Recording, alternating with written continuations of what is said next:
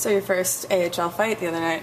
Yeah, it was good to get that one out of the way. It's it's part of the game, and definitely I understand that it's part of my role. If you're going to play a physical game out there, there's going to be times you're going to have to step up, and it's just most importantly trying to bring some energy to the bench, and hopefully the boys respond. So some people think guys who played college hockey can't really get into that role since it's not a college hockey role. You've had a couple fights down in the E first, and no problem stepping into that. No, like I said, if it's the game, and if you got that competitive edge in you, and you've got that go-getter attitude, it's gonna be there. And, there's no way around it. And like I said, you got to sometimes step up, and either it's defending, stepping up for a teammate, or defending yourself. You got to be there and answer the bell. But as long as you're bringing energy to the bench and you're doing it the right way.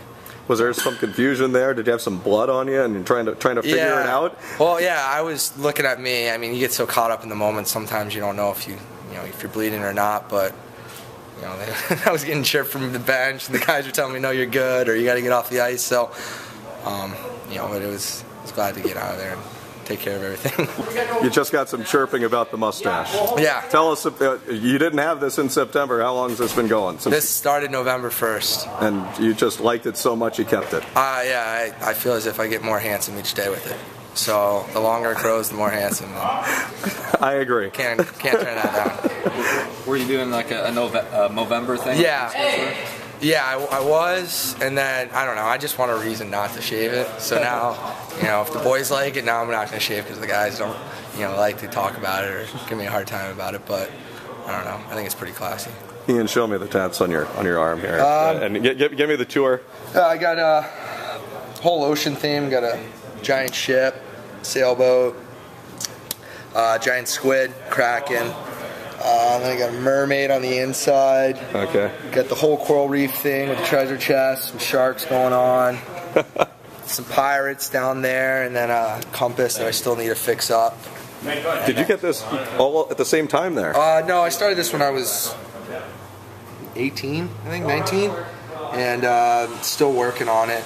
It's just one thing that you add at a time? Yeah, I go to the same artist back home in Florida, so summers are kind of busy with training. Sorry to get down there, but yeah, it is. It's been a 5-year-long project.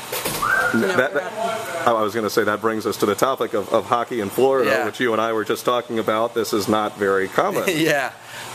No, it's I had to make a decision to get out of the state when I was in 9th grade to follow about a competition, and my family was reluctant enough to let me follow my dream, and like I said, it's tough with the competition in Florida, but if you want to pursue it, you got to get out, and here we are.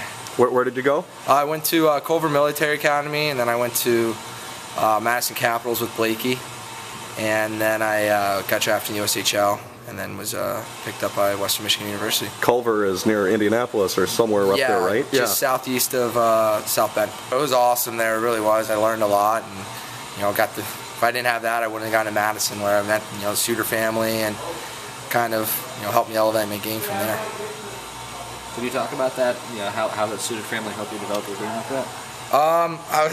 That was the 04 lockout. So Ryan was in Milwaukee, and Bobby, just with his playing 1980 Olympic Games, and I was so lucky to be able to be around guys like Ryan and all the guys from UW that you kind of you looked up to them at that point, and you kind of want to be in their position, playing midget major, that you want to play D1, and like I said, matured me a little bit, took my game to the next level, learned a lot, and had an awesome time living with Bobby and playing with Blakey.